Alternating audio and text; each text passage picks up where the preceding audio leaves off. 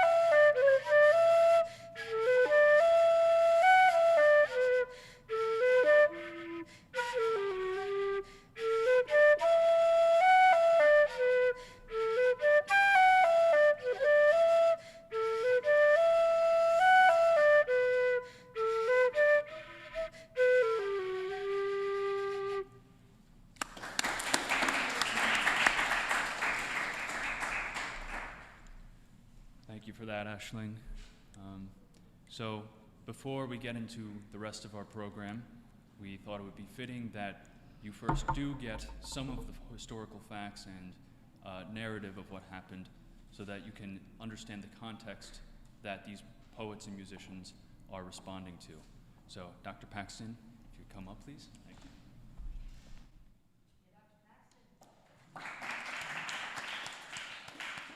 Thank you very much. I'm delighted to be here. Thank you very much to both Seans for involving me in this very special event. These are 3 moments in Irish history that were special for a number of reasons. They all were times when Ireland was trying to decide its destiny. How was Ireland going to relate to the rest of the world? How was Ireland going to be governed? And all of them involved complicated relationships with other countries. And we're going to start by talking about the most complicated relationship in Irish history by doing a little bit of a prologue to explain how England and Ireland became intertwined, because that, of course, is the background to everything that we're going to be looking at this evening. So then we're going to do our first moment, which is to talk about the wild geese. This was a moment at the end of the 17th century when, in the wake of the disastrous end of the Williamite War, the Irish troops were sent abroad into exile. Then we're going to look at a period 100 years later when the French involvement in an Irish independence movement proved to be decisive. And finally, we're going to look at the Fenians, who are one of the most famous of the rebel groups in Irish history, and they are connected to all that went before and to what came after as well. So let's just do a very quick prologue.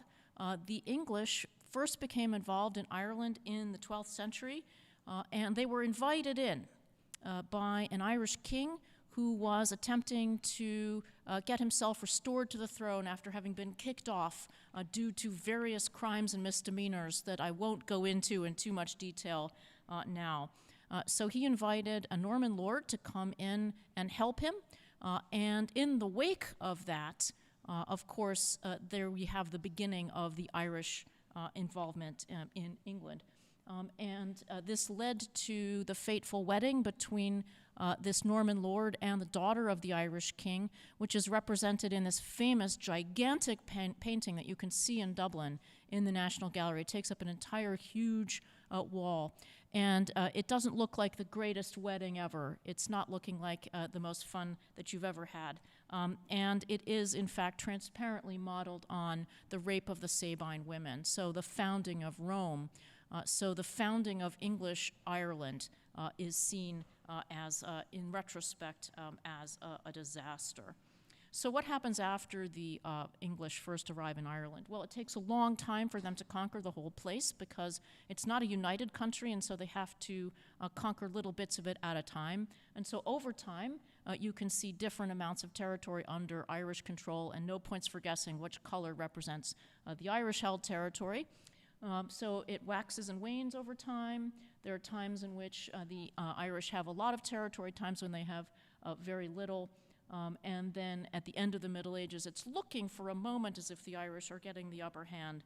But then we have the arrival of this character. So Henry VIII comes along and tries a whole bunch of things to suppress the Irish, but the most important thing he does was, of course, to bring in the Protestant Reformation, which injects an era of religious conflict in Ireland that changes the dynamic and will do so for centuries thereafter. And in order to try to make Ireland more Protestant, you have the beginnings of plantation, which is the importation of Protestants from, at this point in the 16th century, largely England. This is to try to dilute the Catholic nature and also the Irish nature of the Irish. This is not well received in all quarters, as you can well imagine, and it leads to a big rebellion in the 1590s led by this man, Hugh O'Neill. It covers all of Ireland and involves the allies from Spain who come in and try to help out. They're not very effectual, it must be said.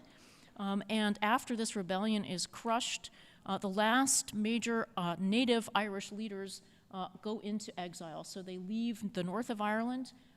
This is where they leave from, and off they go into exile on the continent.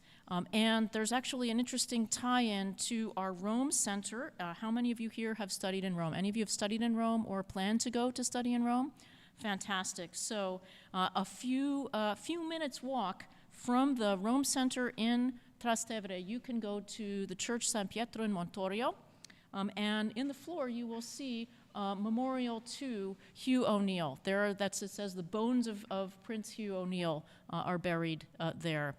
So this is not obviously a good sign for how things are going for native Irish rule if they die in exile. The result of the flight of the Earls, as it was called, is that even more land is confiscated from the native Irish and specifically from Catholic landowners. And this is when you see the huge influx of Protestant settlement into the north that will permanently change the demographics of that part of Ireland. This is Londonderry or Derry, depending on where you find yourself on the spectrum.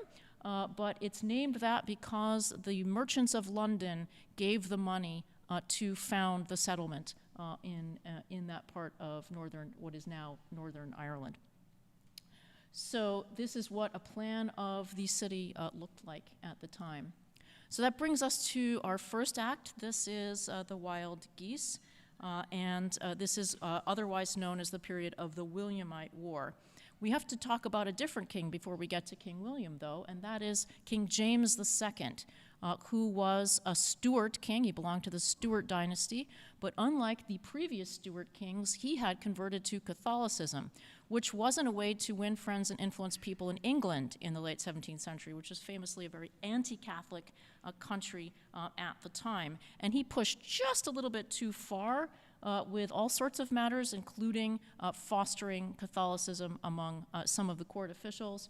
And this led him to be replaced on the throne by his Protestant son-in-law. And this reference here is to the trigger for his replacement, which was the birth of a male heir. So when he had a son, after many years without a son, he had 2 adult Protestant daughters. When he had a son, this was game over because now it was going to be Catholics as far as the eye can see. They did make one effort to try to forestall the son's succession, which was to claim that he wasn't legitimately the son of the king. Instead, he had been smuggled into the birthing chamber in a warming pan. So this is a birther conspiracy, 1688 edition. So he is replaced on the throne by his Protestant son-in-law, the husband of one of those Protestant daughters. This is the famous Glorious Revolution.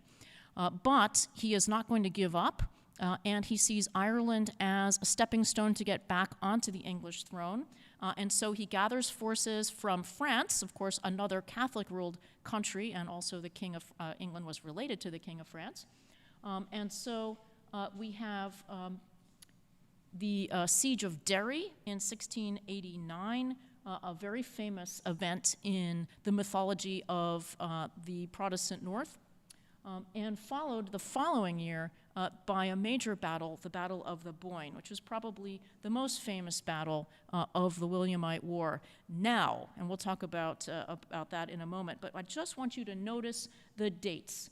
Now, July 1st or 12th, 1690, does anybody here have any sense of why there would be 2 different dates for this battle? Why would we have 2 different dates? This is, you'll come away with an interesting fact, which is that these are the 2 different dates depending on which dating system you were using at the time. So if you remember back to the leap day, there were all these articles in the news about how you reckon the leap day, etc. There was a major reform of the calendar in the late 16th century by Pope Julius, and he changed the way that we reckon the dates. But the English, because this had been done by a pope, were not going along with that.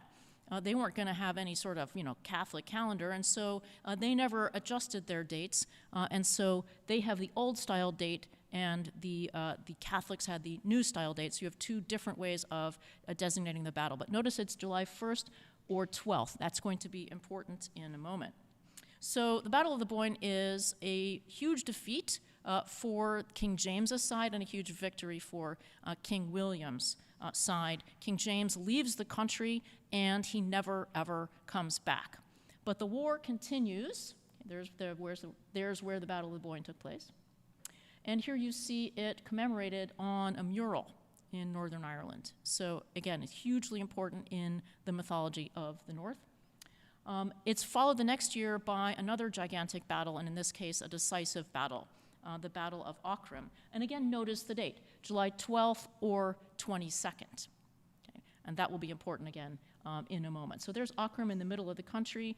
The forces of King James had retreated west of the Shannon. They were trying to hold the line there, but they were defeated. It was a very dramatic defeat. It was a close-run battle. It was basically decided when the commander on the Jacobite side, the side of King James, who was a French general who had been sent by King Louis of France to help the rebel forces, he was actually decapitated by a cannonball, which would tend to tip things in one direction, for sure. And the forces regroup under the commander of cavalry, Patrick Sarsfield, who then heads south to Limerick.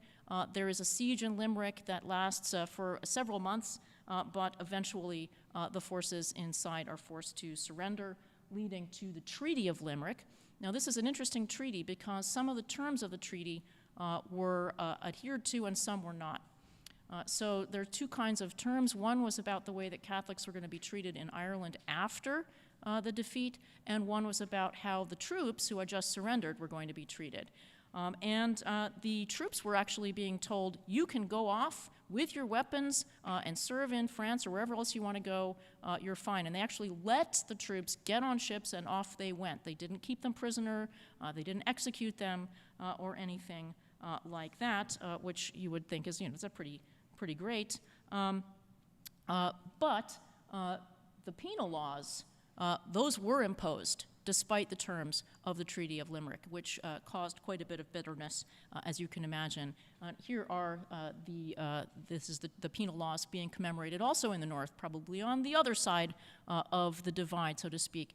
The public practice of the Mass, celebration of the Mass, was forbidden, and all sorts of terms were imposed on Catholics, including making them essentially unable to participate in the military. So the amount of weapons they could have was restricted. Even how good of a horse they could own was restricted. They couldn't practice the professions. They couldn't be lawyers, etc. So very, very stringent. But let's look at what happened to those troops who went to the continent. These became known as the wild geese. They had to fly away from Ireland. And what they ended up doing was taking service in the militaries of the Catholic countries on the continent. So France and Spain primarily, but also in Austria and Italy. And we actually have records of how some of the people who fought in the Williamite War fared.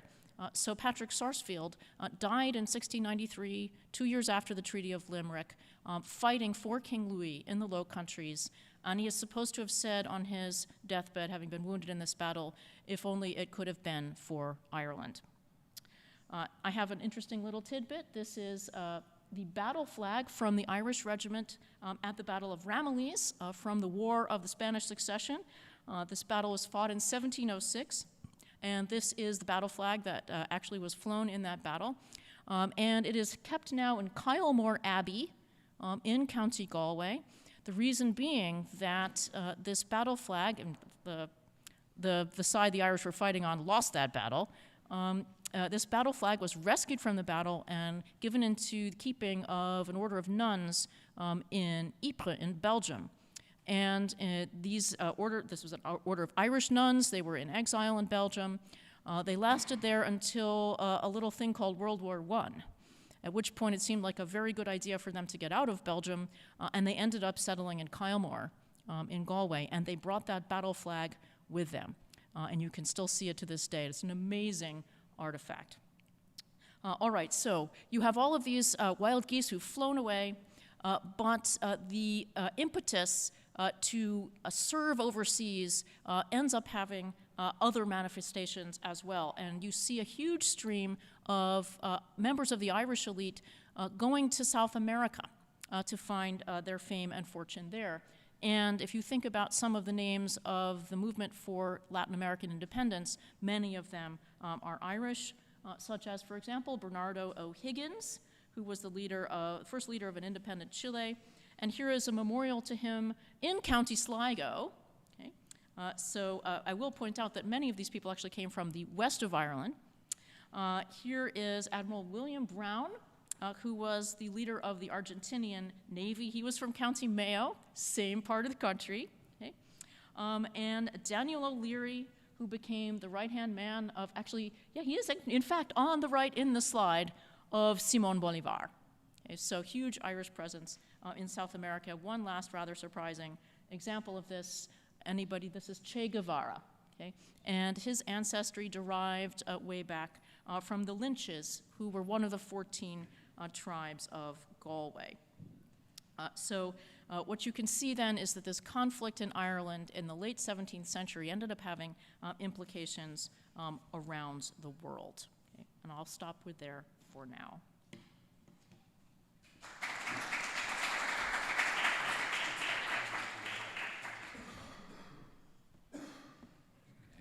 Thank you for that, Dr. Paxton. So we will be reading a poem. We'll have a poem read about the wild geese called Sean O'Dearn Glana. It will first be spoken in English by our very own Max Morris, and then it will be spoken in Irish by Professor Sean. But if you would like to hear it sung, you can Google a wonderful version by Tim Dennehy. But for now, we will be listening to it spoken in English, so please welcome Max Morris.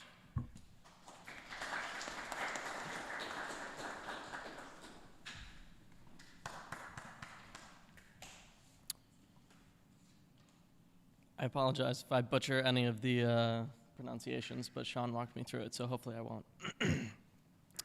After Aughrim's great disaster, when our foe in sooth was master, It was you who first plunged in and swam the Shannon's boiling flood, and through Schlievloom's dark passes, when you led your gallow glasses, although the hungry Saxon wolves were howling for your blood.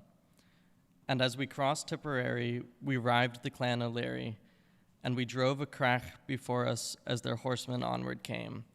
With our swords and spears we gored them, as through flood and tide we bore them. Ah, but Sean Adair Anglana, you were worsted in the game.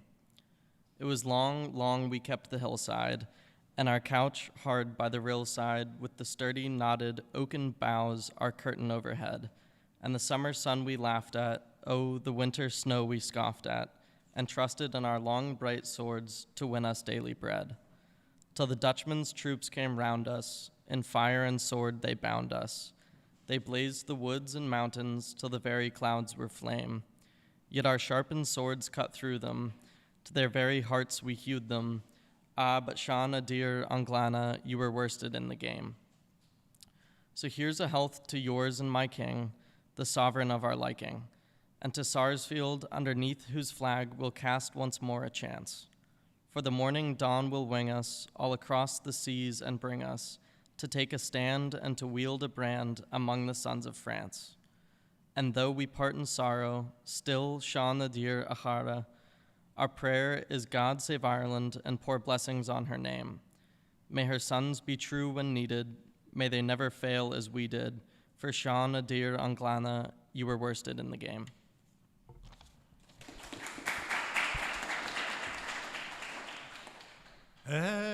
Mighty ram madden, Grian and Taureg Tanef, Wall is well ragassa, is Kjol bean and yen, Break is meal to gara, Clower and knob of father, Fwem megon makala, is love gunny train on Sean och Rua had a garig Mile lo eg marki is ban goduk some maloch eg Rua good gay enish tan chail ga yara trial hamoed har kala Saion ni rir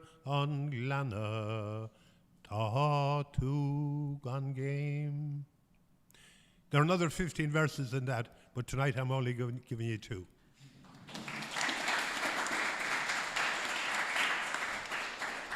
And if some of you are hungry, there's some food down there. So Have at it. So, we'll be transitioning into our second period of Irish history, 1798, the year of the French. So let's have Dr. Paxton back up to discuss that. All right, so what's on the slide? This is the business end of what's known as a pike. And you can see that it's got a special attachment there for cutting the reins of horses. So this is how you're going to attack your cavalry if you are charged by them. And that's a little bit of a sign of what is coming next. Okay? So we're going to skip over about 100 years, get to the end of the 18th century. This has been a very difficult century in Ireland. During the penal laws, many Catholics in Ireland have been repressed. There's been a lot of unrest in the countryside.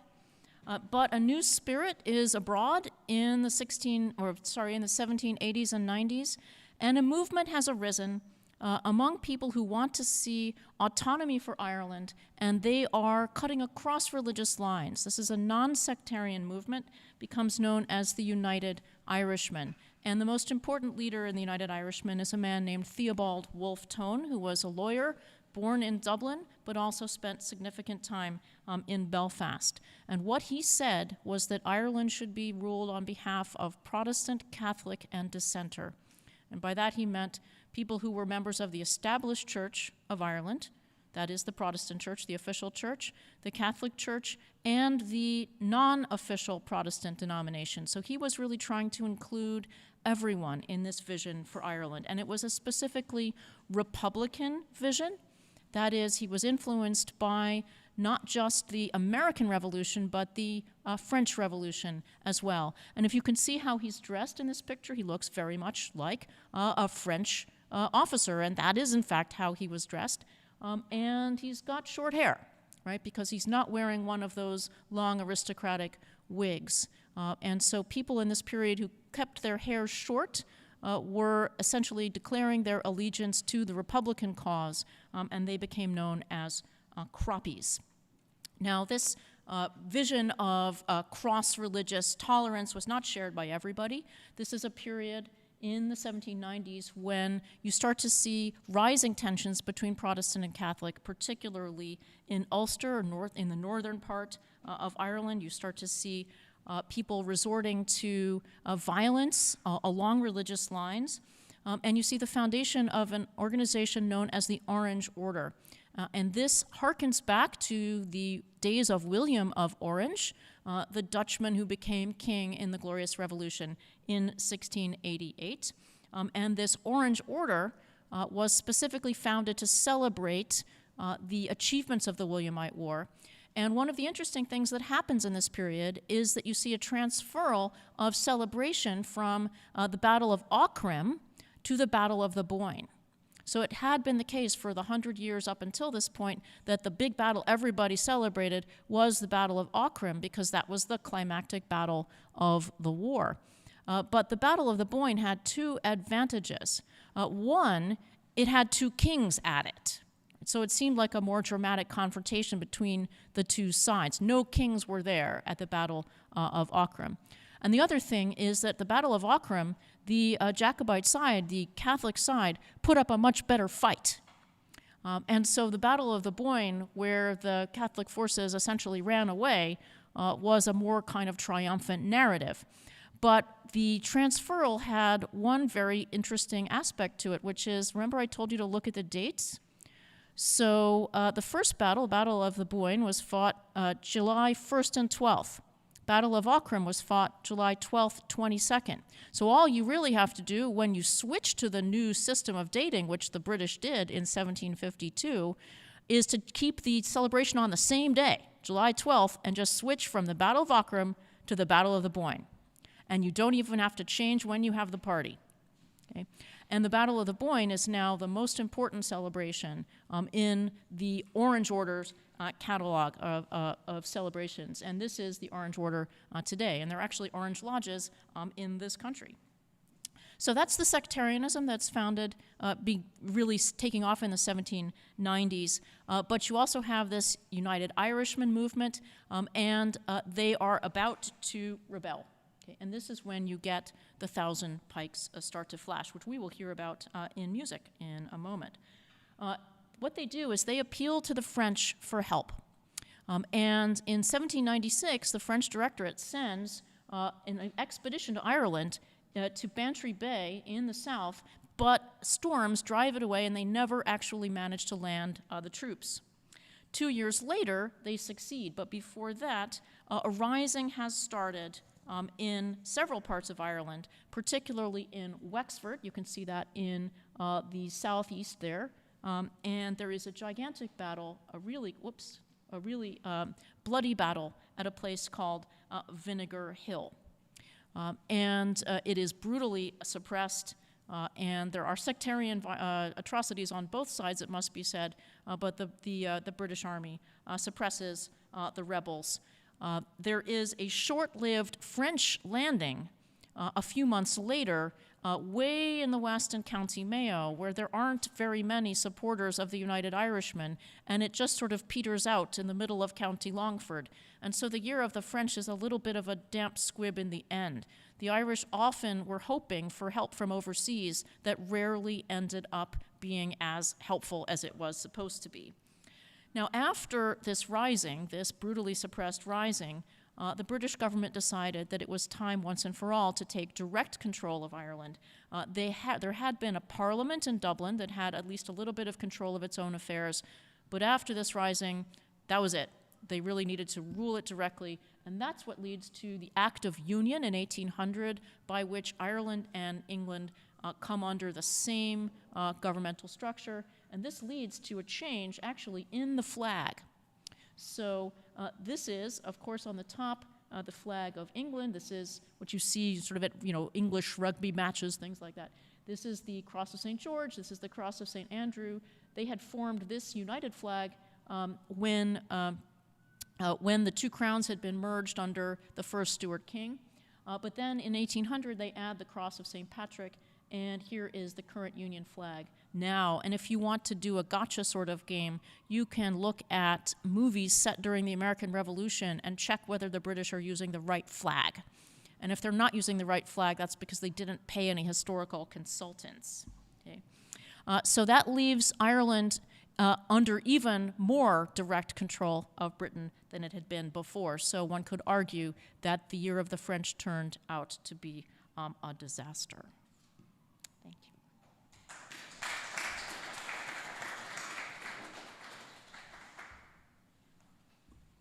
Okay, thank you again, Dr. Paxton. Let's hear a little bit about what the Irish made of this disaster in their poetry. First, with a poem recited by Michael Kish called Requiem for the Croppies.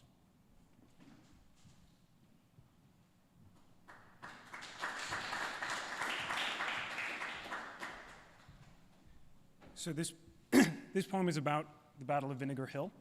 It was written by a poet who, maybe you've heard of. His name is Seamus Heaney. I think it's safe to say he made some waves when it comes to Irish poetry. I'd also like to note that the tie that I'm wearing is actually the tartan of County Wexford, where the Battle of Vinegar Hill happened. So it is historically accurate. So this is Requiem for the Croppies by Seamus Heaney. The pockets of our greatcoats full of barley. No kitchens on the run, no striking camp. We moved quick and sudden in our own country. The priest lay behind ditches with the tramp. A people hardly marching on the hike. We found new tactics happening every day. We'd cut through reins and rider with the pike and stampede cattle into infantry, then retreat through hedges where cavalry must be thrown. Until, on Vinegar Hill, the final conclave. Terraced thousands died, shaking scythes at cannon. The hillside blushed, soaked in our broken wave. They buried us without shroud or coffin. And in August, the barley grew up out of our grave.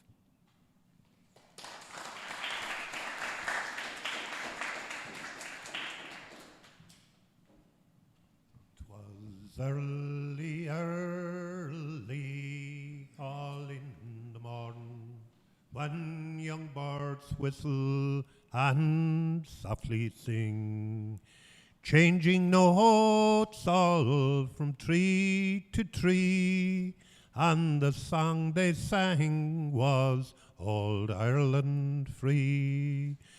'Twas early, early, all in the night, the yeoman cavalry gave me a fright.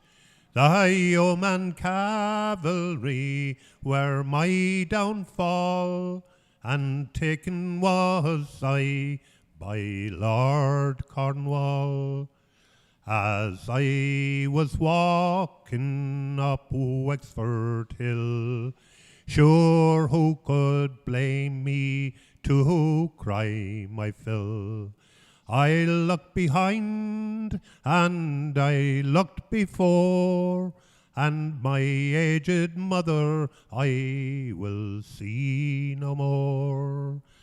As I was walking down Wexford Street, my own first cousin I chanced to meet. My own first cousin did me betray, and for one small guinea sold my life away. As I was mounting the scaffold high, my aged father, he stood nearby.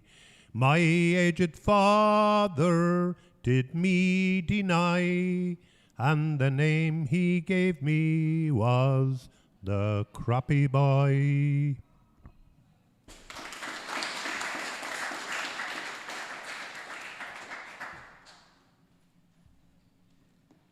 Thank you, Sean. We'll be having Michael Kish back up again to recite, "My father, he was orange, and my mother, she was green."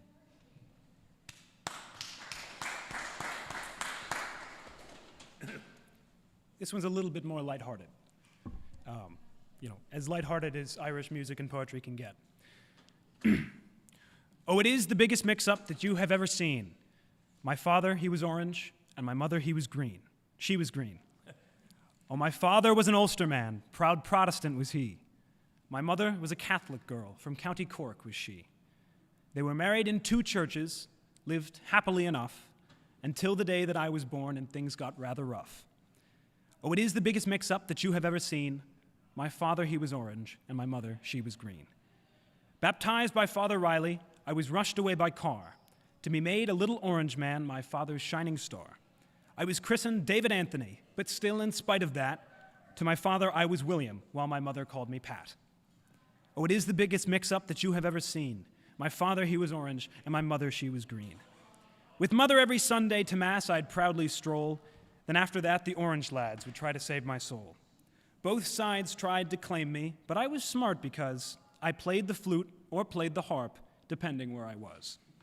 Oh, it is the biggest mix-up that you have ever seen. My father, he was orange, and my mother, she was green. One day, my ma's relations came round to visit me, just as my father's kinfolk were all sitting down to tea. We tried to smooth things over, but they all began to fight, and me being strictly neutral, I bashed everyone in sight. Oh, it is the biggest mix-up that you have ever seen. My father, he was orange, and my mother, she was green.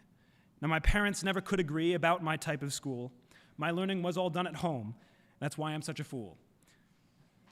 They both passed on, God rest them, and left me caught between that awful color problem of the orange and the green. Oh, it is the biggest mix-up that you have ever seen. My father, he was orange, and my mother, she was green. Yes, it is the biggest mix-up that you have ever seen. My father, he was orange, and my mother, she was green.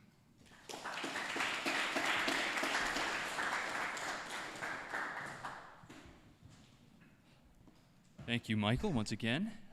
Next up, we have 2 musical performances. The first will be Rory O'Connor and Nina Lundquist performing The Rising of the Moon, and then Aisling will perform the Kesh Jig for us. So give it up for them.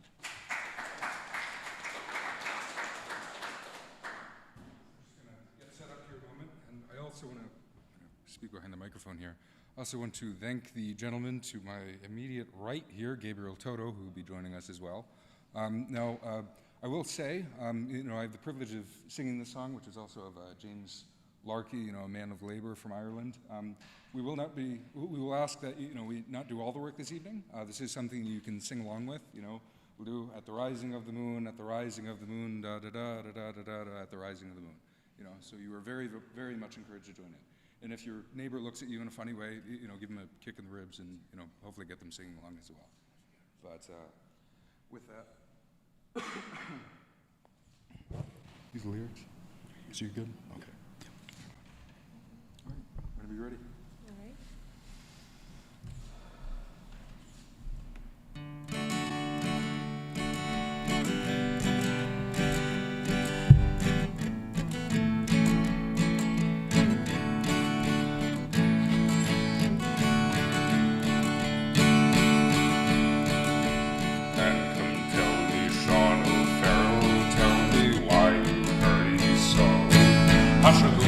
Hush and listen, and his cheeks will look blue. By their orders from the captain, get you ready quick and soon. For the pikes must be together at the rising of the moon. At the rising of the moon, at the rising of the moon. For the pikes must be together at the rising of the moon. And come tell me, Sean O'Farrell, where the gathering is to be. At the old spot by the river, quite well known to you and me. One more word for signal token, whistle out the marching tune. With your pike upon your shoulder at the rising of the moon. At the rising of the moon, at the rising of the moon. With your pike upon your shoulder at the rising of the moon. Out from many a mud-walled cabin, eyes were watching through the night. Many a manly heart was beating for the blessed morning light. Murmurs rang along the valley to the banshee's lonely croon, and 1,000 pikes were flashing by the rising of the moon. By the rising of the moon, by the rising of the moon.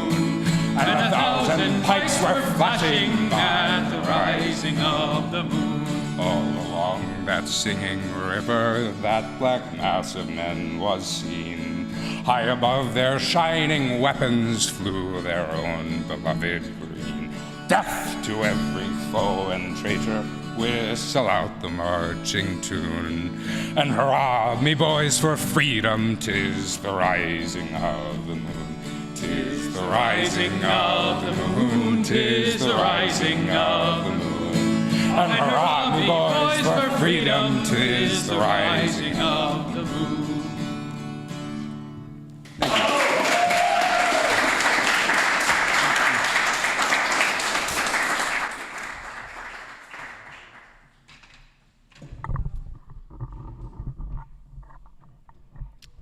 That's a tough act to follow. I'm telling you.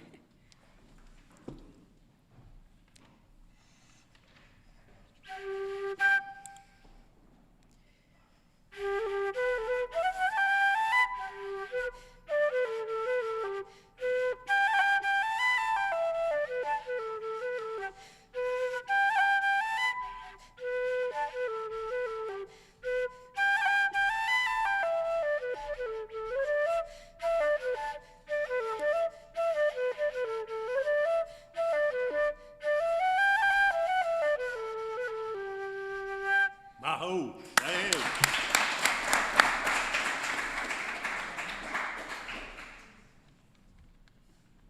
That was amazing. Thank you, guys. Yeah, yeah. So You next, rub there, Sean, as well, if they want to. Yeah. yeah. Anybody wants to eat? Oh yes, a gentle reminder. We have food in the back if anyone would like to eat some food. It would be great to eat along to another historical breakdown from Dr. Paxton about the Fenians. So let's invite her back up.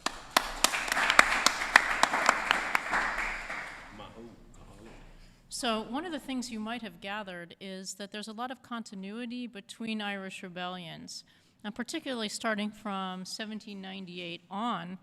Each Irish rebellion is calling back to the one before.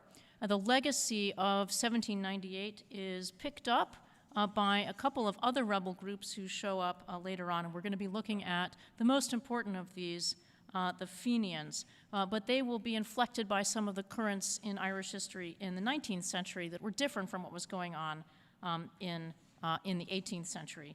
So what's going to happen after the Act of Union is that Ireland now has to figure out what to do next. And there are three main paths that could be taken.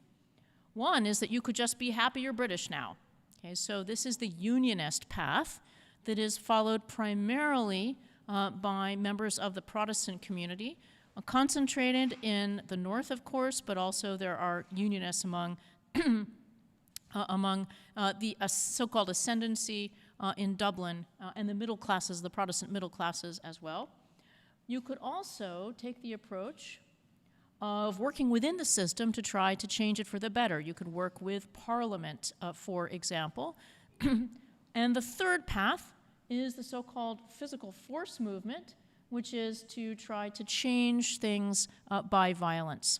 And we're going to mostly talk about that, but I'll just first mention the most important figure in this period who was working within the system.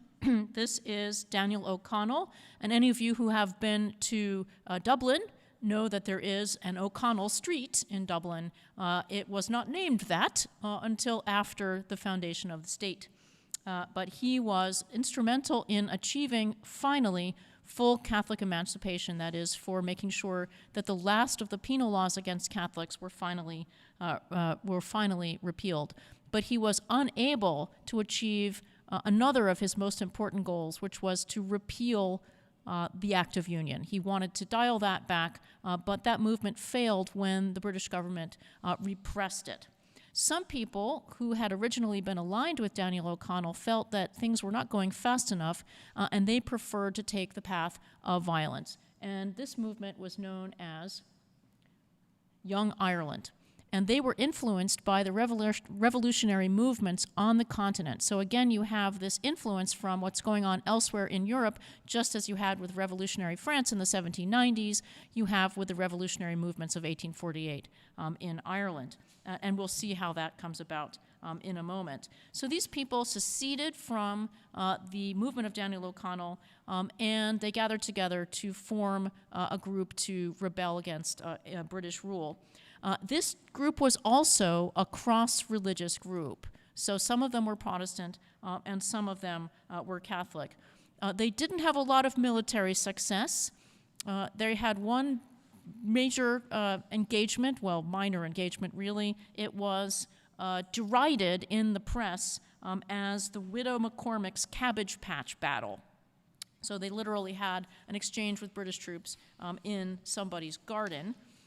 So they were repressed relatively quickly, but a very important thing in the history of Irish nationalism occurred during this movement, which was the creation of the Irish tricolour.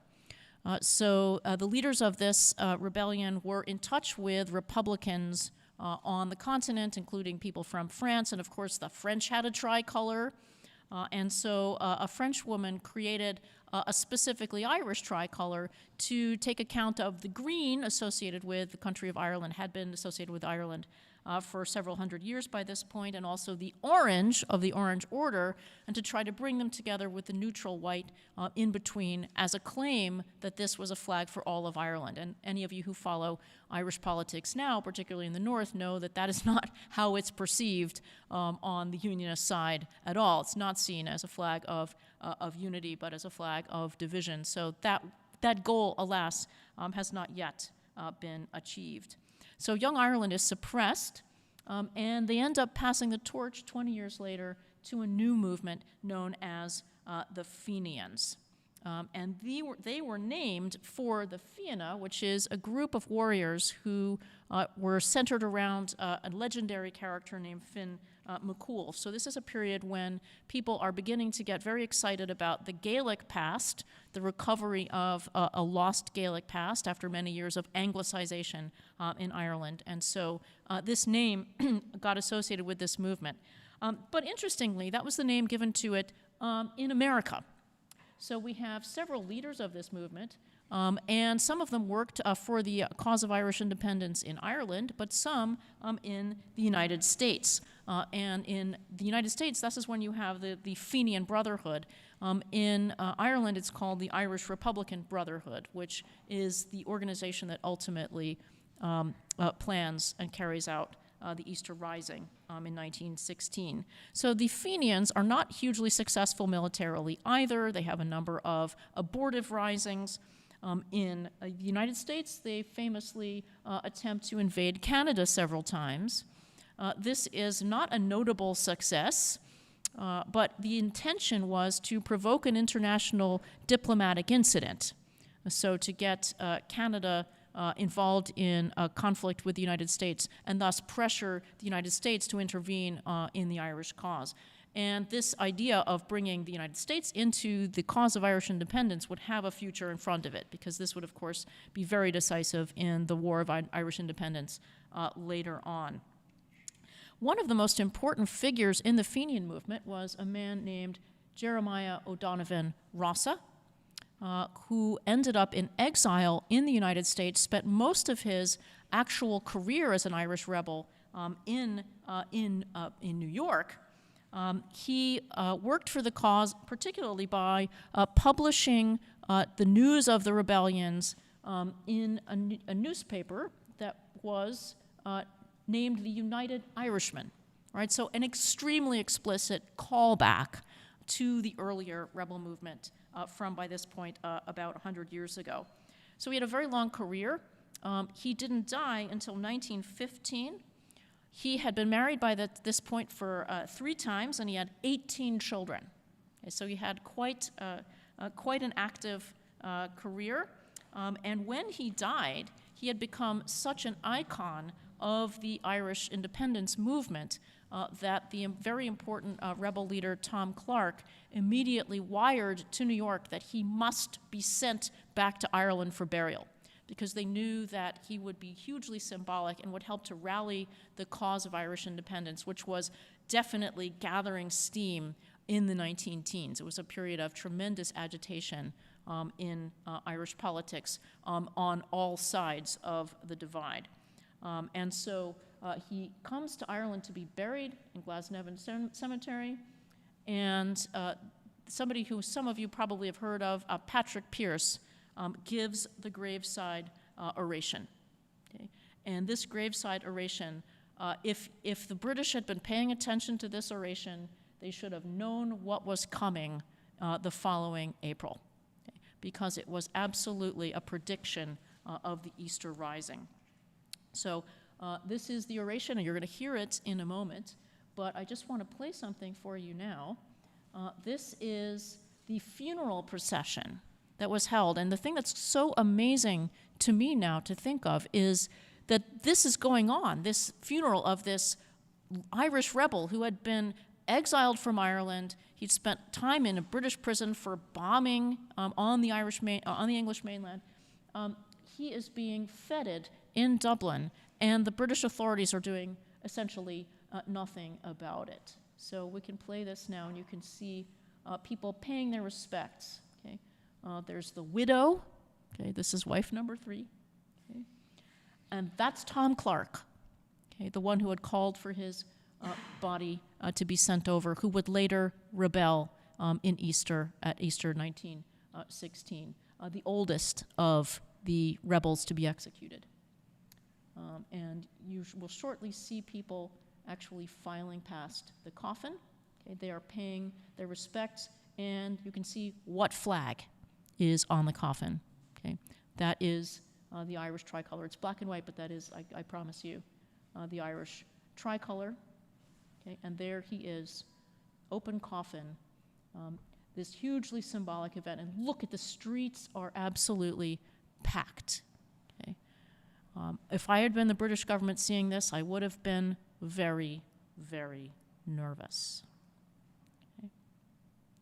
All right, we will stop there. Maybe we'll do a sequel of the 1916 some other event, but we'll have to stop there.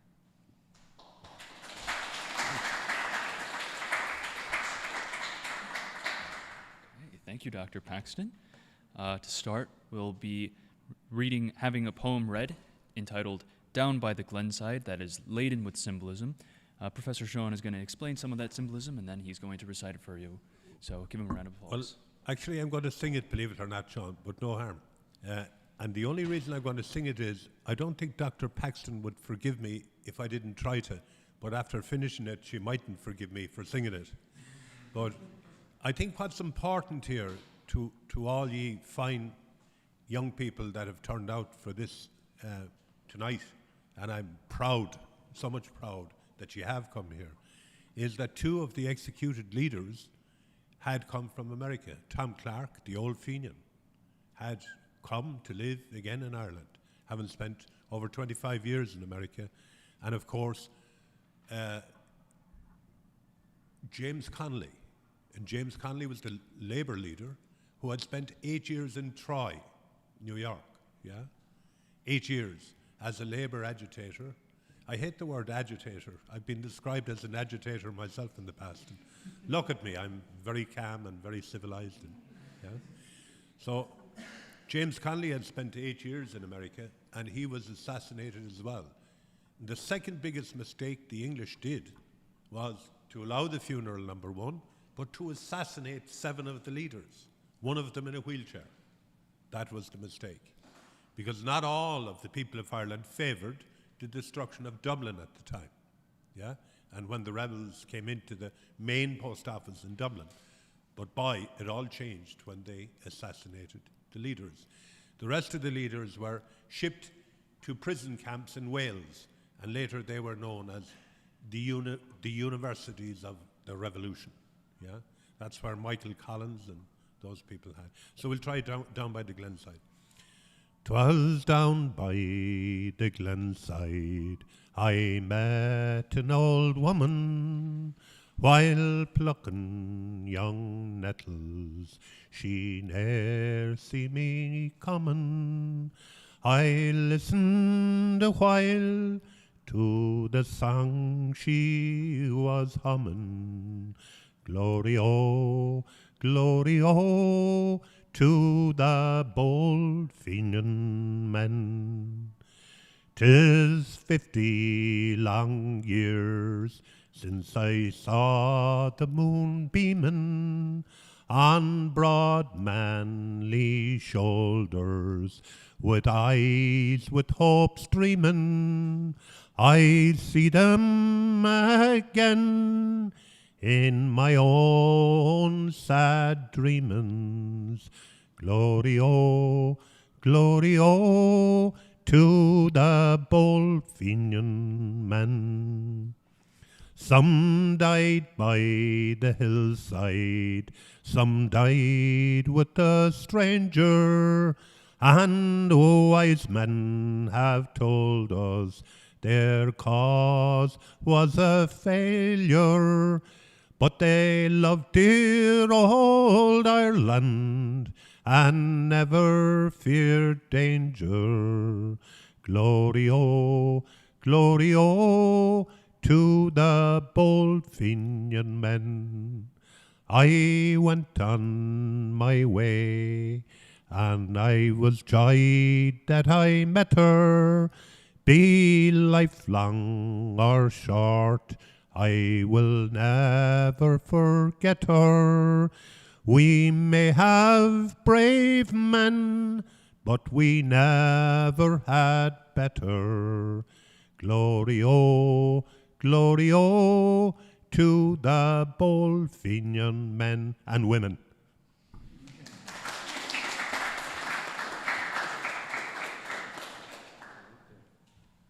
All right, thank you for that, Sean. Next, we will be having Patrick Pierce's graveside oration read by Rory O'Connor. But before we have him come up, a little plug for an opportunity that is being offered here at Catholic University. So a little known fact is that the letters that O'Donovan Rossa sent and wrote to his wife and his colleagues while he was in America have been collected by the archives here at Catholic University over in Mullen. So if anyone is interested or would like to access them, they can do so there will be a display on April 23rd this month, and you can talk to Professor Sean afterwards to facilitate that. But for now, let's hear the oration from Rory. Give him a round of applause.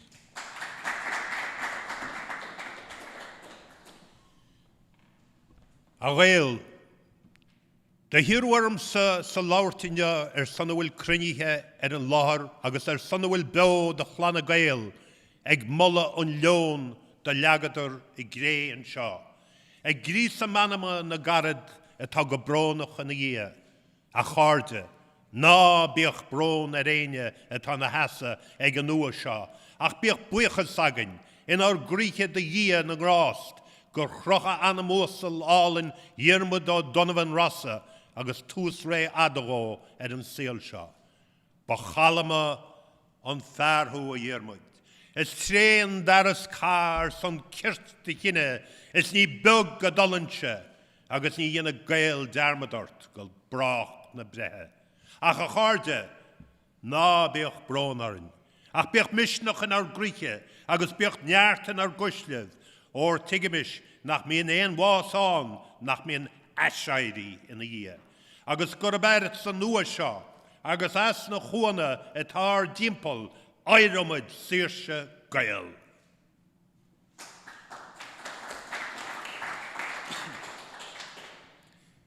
it has been thought right, before we turn away from this place in which we have laid the mortal remains of O'Donovan Rossa, that one among us should, in the name of all, speak the praise of that valiant man and endeavor to formulate the thought and the hope that are in us as we stand around his grave.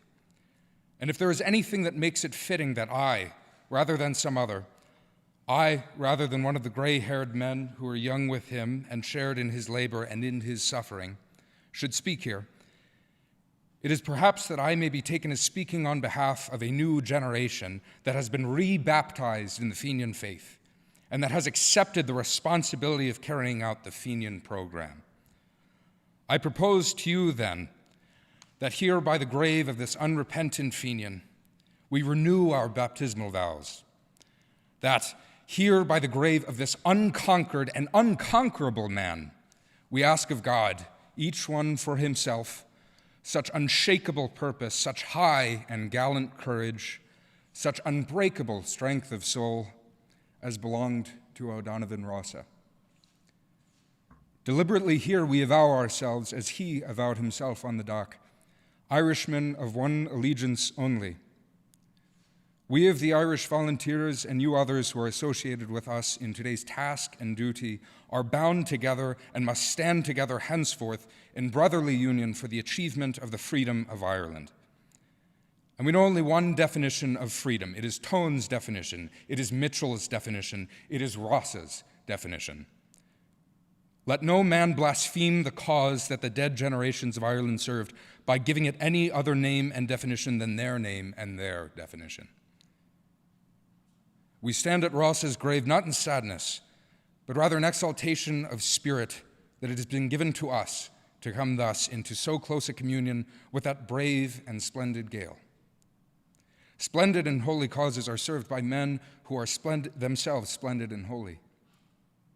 O'Donovan Rossa was splendid in the proud manhood of him, splendid in the heroic grace of him, splendid in the Gaelic strength and clarity and truth of him. And all that splendor and pride and strength was compatible with a humility and a simplicity of devotion to Ireland, to all that is olden and beautiful and Gaelic in Ireland, the holiness and simplicity of patriotism of a Michael O'Clery or of an Owen O'Grony. The clear true eyes of this man, almost alone in his day, visioned Ireland as we of today would surely have here. Not free merely, but Gaelic as well. Not Gaelic merely, but free as well. In a closer spiritual communion with him now more than ever before, or perhaps ever again. In spiritual communion with those of his day, living and dead, who suffered with him in English prisons, in communion of spirit too with our own dear comrades who suffer in English prisons today, and speaking on their behalf as well as our own.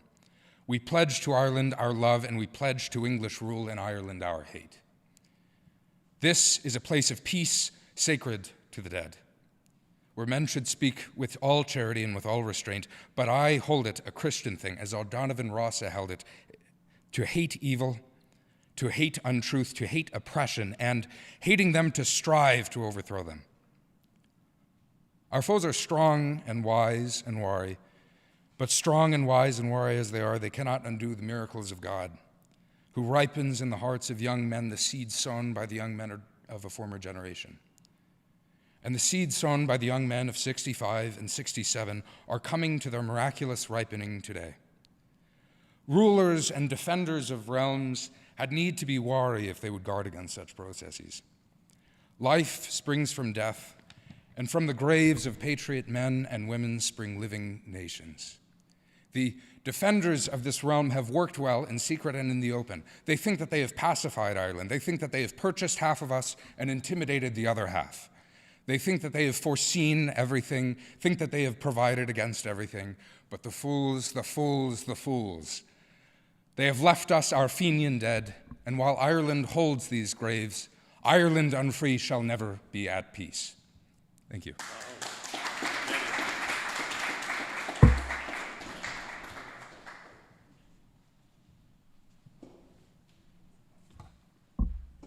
Thank you, Rory. Our last live performance will be Aisling Bonner performing the Foggy Dew.